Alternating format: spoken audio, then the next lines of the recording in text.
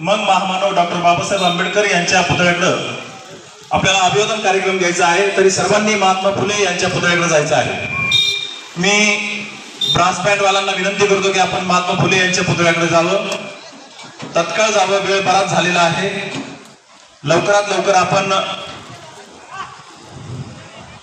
वादनाला सुरुवात करावी आणि मिरवणुकीला सुरुवात करावी।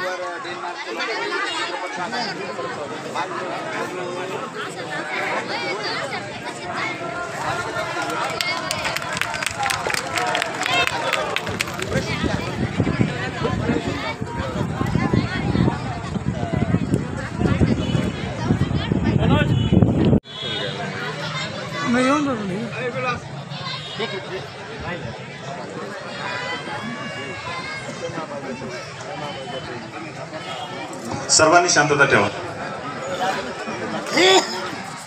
सर्व गावच्या वतीनं प्रामुख्याने एक व्यक्ती बोलेल। मी विनंती करतो सुनील दादा बैठक वगैरे आपणास की आपण सर्व गावच्या वतीनं या ठिकाणी आपली मार्गदर्शन करावे।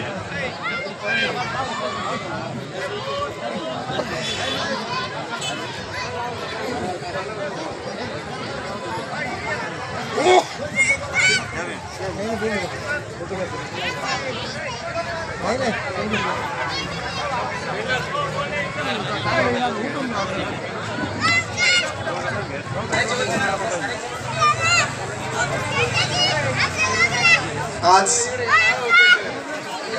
डॉक्टर बाबासाहेब आंबेडकर यांची 134व्या जयंती निमित्त मी सर्वप्रथम डॉक्टर बाबासाहेब भारतरत्न डॉक्टर बाबासाहेबांना अभिवादन करतो आणि उपस्थित सर्वांना आंबेडकर जयंती शुभेच्छा देतो।